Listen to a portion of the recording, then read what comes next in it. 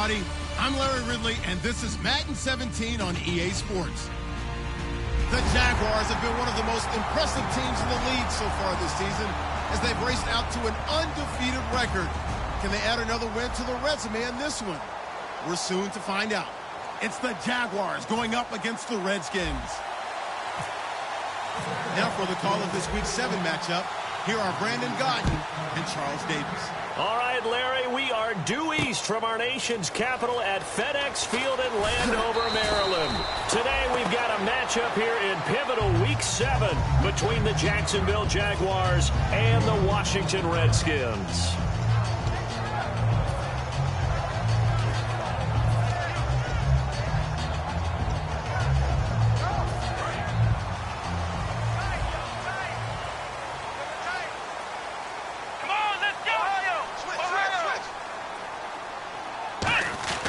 They'll come out throwing here to start the drive. This one caught by Crowder.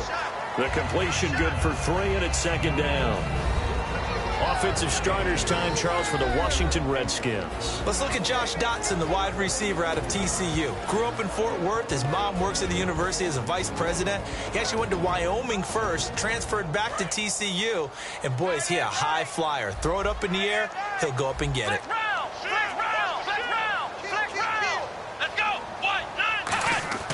Back to throw. And this is going to be caught. No, they say it's incomplete. He was looking for Jamison Crowder there. And now it's third down.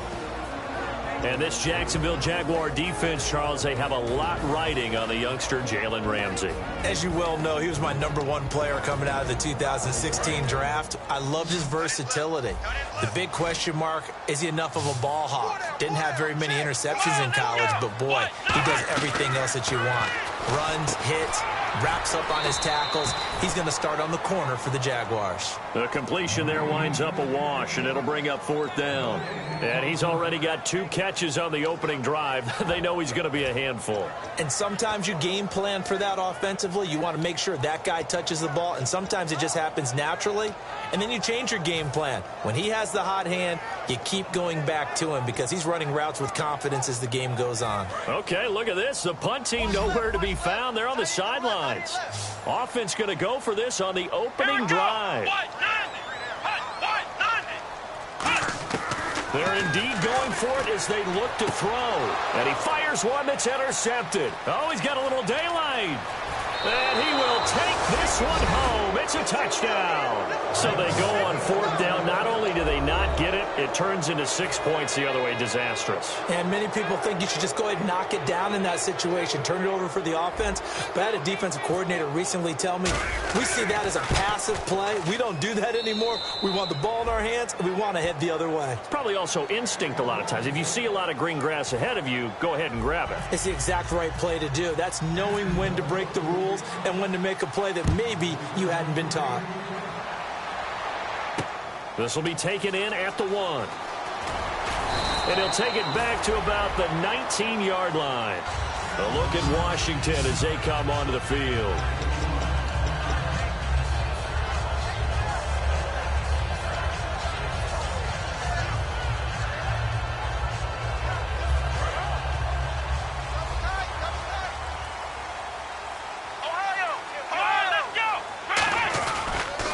Here's a carry now for Keith Marshall. And he'll get this up to the 30-yard line. Give him 11 yards that time and a new set of downs. And that run was what a lot of people call an explosive run. Gave them good yardage, solid yardage. They feel good about the whole thing, and they did it behind a 2 tight end set. It's always interesting to watch what offenses want to do with the 2 tight ends. Sometimes they line them up together for a power set. Sometimes they put one on each side of the line of scrimmage to balance things out. No matter what, though, when you see 2 tight ends on the field, your first thought is to think of run. In this case, the offense was able to run successfully. They stay on the ground. This is Marshall again. And he'll be tackled just past the 35 at the 36. It's a 6-yard gain on the ground, and that'll make it 2nd and 4. Some runs are blocked so well, you almost forget that someone has to carry the ball to gain the yardage. The leverage by the offensive line to create space up front, really well done. Watch left. Start right there. set up to throw. And he'll be hit from behind and taken down. They'll wind up losing 10 on the sack, and it'll lead to a 3rd and long.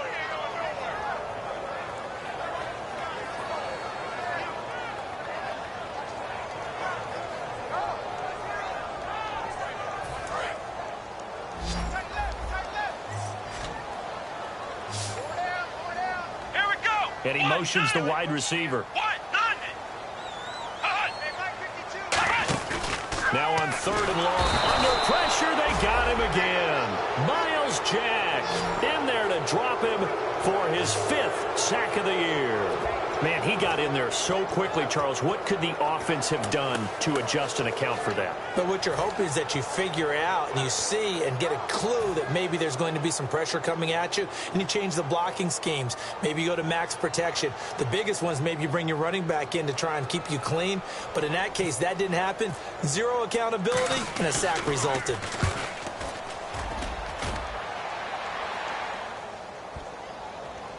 Not too shabby here. This will skip out of bounds at about the 12-yard line.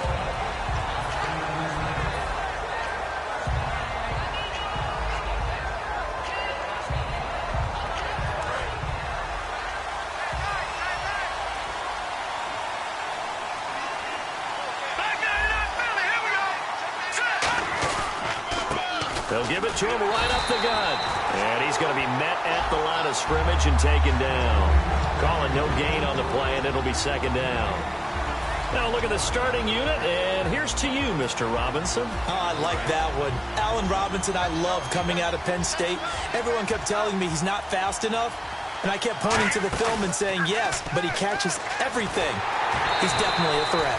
Allen Robinson, the intended receiver. 3rd down here.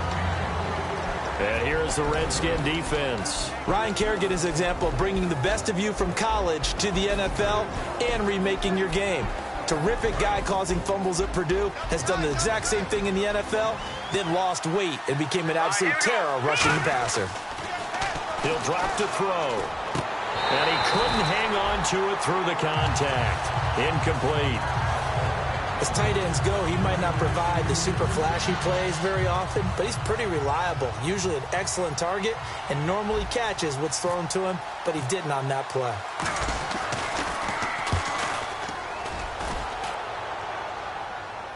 And a fair catch taken back near about the 35, 36-yard line. So a change of possession here on the punt. And the Redskins will take possession for the 1st and 10.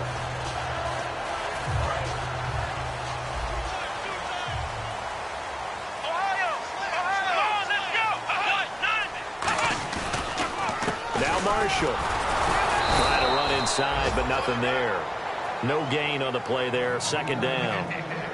After watching that play and result, I go back to when we sat with the offensive coordinator, Brandon, before the game and said, how are you going to move the ball running it against the #1 defense? He gave us no indication, didn't tip his hand at all, so we have to see how this unfolds as this game moves along.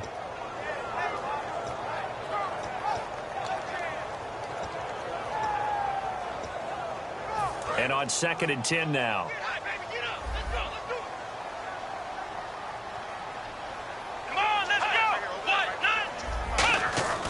Back to throw here.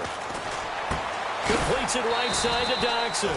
4 yards on the completion, and it sets up a 3rd down. He decided to run a hitch route. It really helps to have a guy who can turn it loose. And, boy, he rifled one in there on that one. Not much run after catch, but it worked really well.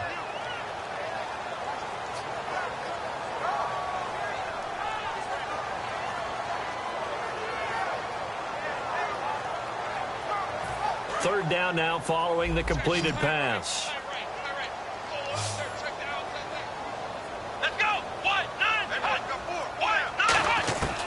Now they'll throw here out of the gun.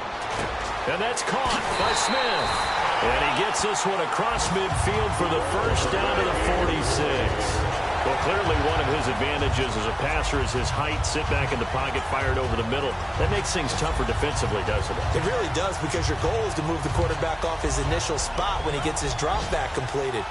But when you have that type of height, he can stay in there. If he's willing to take the hits and just fire over the top, which saves him time and actually completes a play a little bit quicker than it normally does for a quarterback who has to slide and find open space to throw. Back live, Charles Davis to my right. I'm Brandon Gaudin. It's Redskin football to begin quarter number 2, and they've got it here with a first down.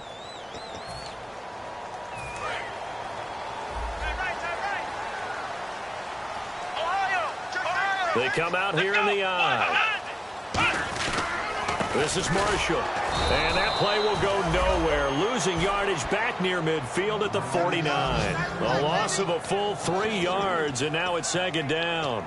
Partner, we're into the second quarter, and I guess you can kind of look at it both ways. The offense, they've got to figure out what they're going to do because they haven't scored any points.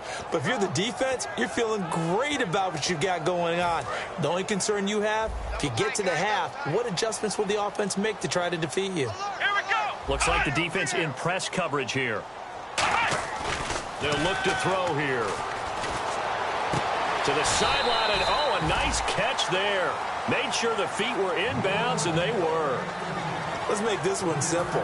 What a catch, especially the finishing part of getting his feet in bounds, toe tapping, and, of course, foot dragging. A little tapestry, if you will. Oh, I like it. So here we go, a third down after the second down pass completion. Come on, let's go! Now back to throw. Doxson with a grab over the middle. And he's got the first as they'll bring him down at the 28-yard line. I don't care how many times we see it. I still get a kick out of watching quarterbacks and receivers do the pass trick in pregame warm-up. But I always remember that when we go to practices, we see that after practices as well. They really tune it up, don't they? They tune it up. They know why they do it for these situations. First down. And they build that trust, and that's why they're able to find him in this type of a situation. Toward the sideline, and look at that catch. Dragging the toes, and that's going to be a first down. Well done.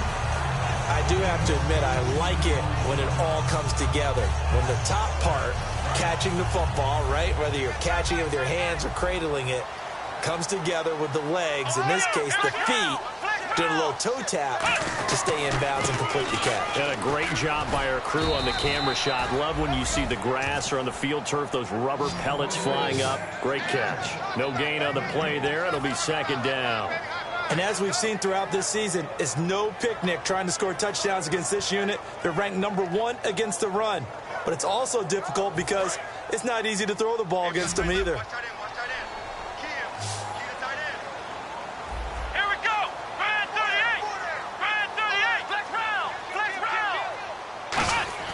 Back to throw. That is caught at the 7-yard line. 4 yards on the completion, and it sets up a third down.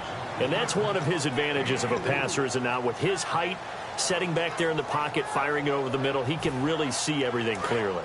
It is, and I know that other quarterbacks get it done different ways, all right? You don't have to be his height to make a great play.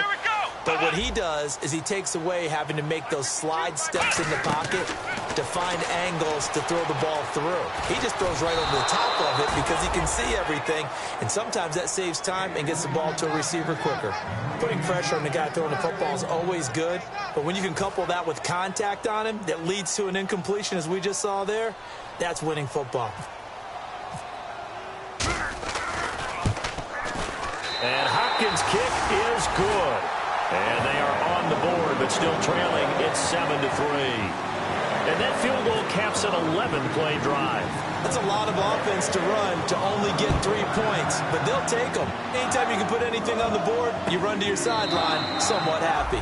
And he's going to be out of bounds here as the run back will leave him shy of the 20-yard line. And out now comes Jacksonville as they get ready to go. And on the first drive, 3 and out. And I know that these are professional athletes, but I would imagine sometimes you get the nerves at the beginning of a game still, don't you? Those don't ever go away. And typically what I've heard from guys and what I remember from playing, if you don't have nerves at the start of a game, it's not going to be a great day for you. You're not really ready to play. So finding a way to harness those nerves and not let them affect you in a negative way, that's what all the guys are looking for. They're going to look to throw. And he slings one that's incomplete.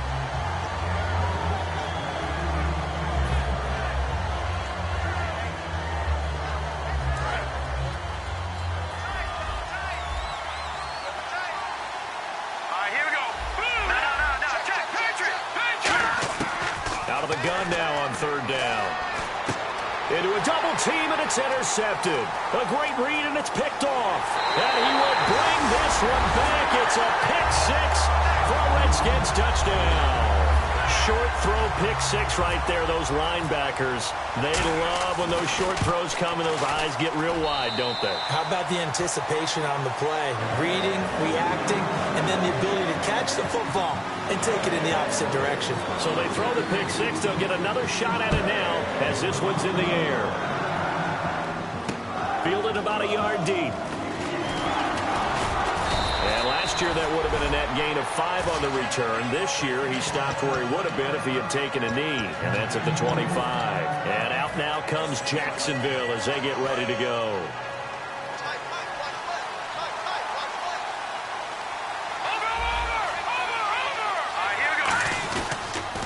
They'll give it to him right up the gut. And he's got room. And he'll wind up with about 6, up past the 30 to the 31.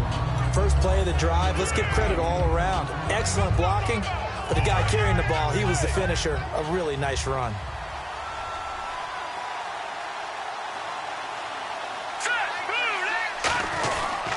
They'll give it to him right up the gut. 5 yards is the pickup there as that extends this drive. When we sat with the coaching staff a couple of days ago, they said attacking that defensive look with a run, something they wanted to do, it was effective. And they were extremely confident, weren't they? Their planning, their preparation, they knew what they were going to get in that defense, and they were able to attack it accordingly. 2 minutes to go here in the first half. Back to FedEx Field following this short break. Back to throw now on first down. Catch here, left side, Thomas. A gain of 6 there on first. And there's a completion to the tight end. And look at the size of these players nowadays. At that spot, 6'4", 6'5", and up. A lot of guys used to be basketball players. Somehow came back to football. That's really good for the game of football. You're getting better athleticism, great hand-eye court. And is this intercepted? It is. It's intercepted. A great read, and it's picked off.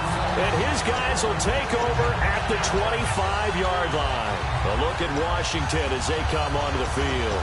And they had 3 points last time, but they didn't want 3 points because they were well within range of scoring a touchdown. We'll see if they can do better now. I'm with you on that one. Let's just go ahead and be frank about the whole thing. The only one happy about the 3-point kicker. Exactly. You put it through the post. That's going to help him in contract time. But that offense.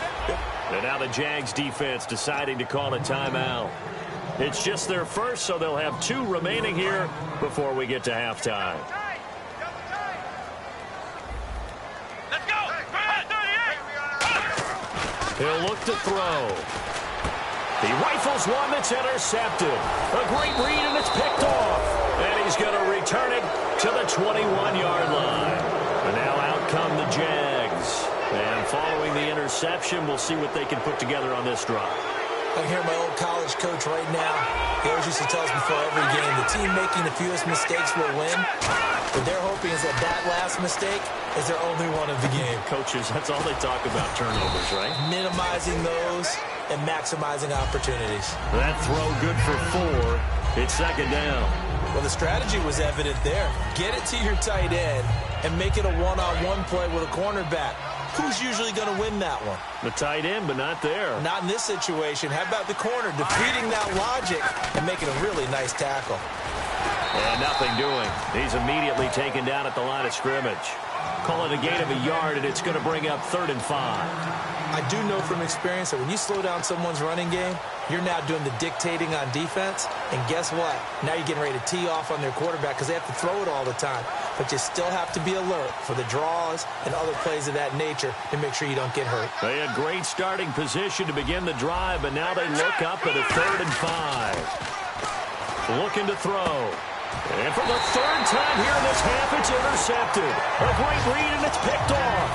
And a big turnover there as his guys will get the football back. Out comes the Redskin offense now as they get set to begin another possession. And we'll see how this is played. Offensively, they've got the lead. Not a whole lot of time left. What do you think, Charles? Well, it's tempting to try and add to your lead, but a mistake there, that could change things in a big way. I say go ahead, take the knee, get on out for the half. Here we go. They go back to the air here after the INT on the last drive. But it's caught on the right side at Smith. 7 yards, the pickup on the pitch and catch. Brandon, so many times we see the crossing route start as a quick hitter, but in this play, he had time in the pocket and waited for him to clear going across.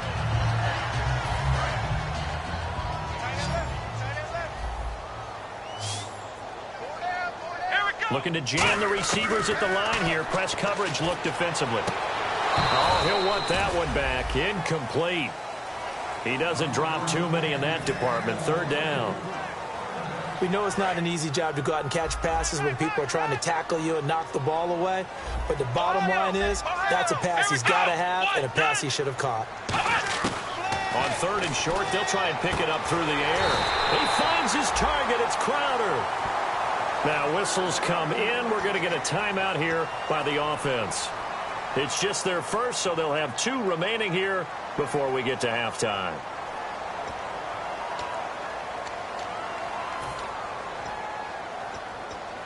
Offense comes to the line now, 1st and 10. Hey, here we go. Brand 38. Brand 38. Flex round. Back to throw again. He's going to loft one deep left side here.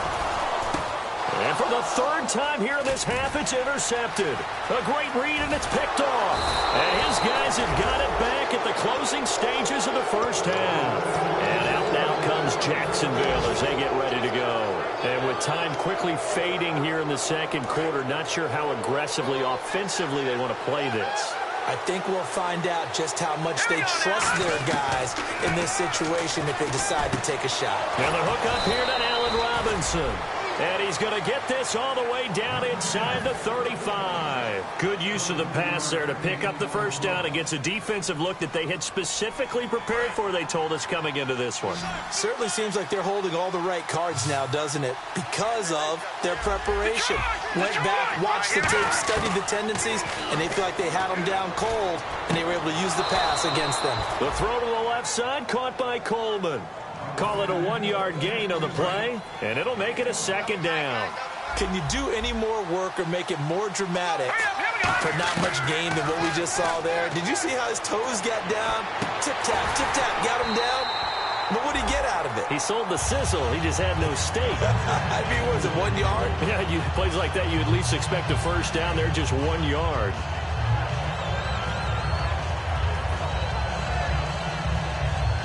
Field goal unit not out there. They want 6 before halftime. Now let's go. 3-19. 3-19. They'll throw now on the final play. He's going to try and go deep again. And they can't get the long connection as it falls incomplete. So we've hit halftime. Just a field goal separating these 2 teams at the break. As we'll send you down the coast to Orlando, where we check in with our friend Larry Ridley and the EA Sports Halftime Report. Larry, both teams appear ready for the fight ahead, and we resume action here in quarter number 3. This is taken about 7 yards deep, and they'll put up the stop sign there as his guys will get it at the 25. Out come the Jaguars now as they'll go on offense first here in this 3rd quarter. They're close game, but they're going to need to do a little bit better probably here in half 2, no? I would agree with that totally. I would guess it in the locker room. They talked about cleaning up some of the errors, but overall, I think they wanted to be positive with them. Guys, we're right there. Just not playing as well as we need to. Let's pick it up. And we still have a chance to win this game. Yeah, they do. We'll see if they can pick it up. They'll give it to him right up the gut. Able to get away. That's why you keep the legs churning. He'll get a nice chunk there on the 1st down run, and it's 2nd and 4. Offensive linemen love creating space for their guys carrying the ball. But when that guy also breaks tackles and creates extra yardage, they almost feel like he's one of them, and they really embrace him. They'll give it to him right up the gut. And he'll be brought down shy of the 40 at the 38-yard line. It's a 7-yard gain there, and it's good enough to move the chains. So many teams want to throw the ball in this situation nowadays, but I love watching a team that has enough confidence to go ahead and run the football. In that situation, that's almost a tendency breaker. And they'll run it here. He'll get about 3 as he's brought down right around the 42. Not a run that you're going to write home about, but still a good 1st down run. That's what an offense calls staying on schedule. 3 to 4 yards on 1st down, you're set up very well for the rest of the drive.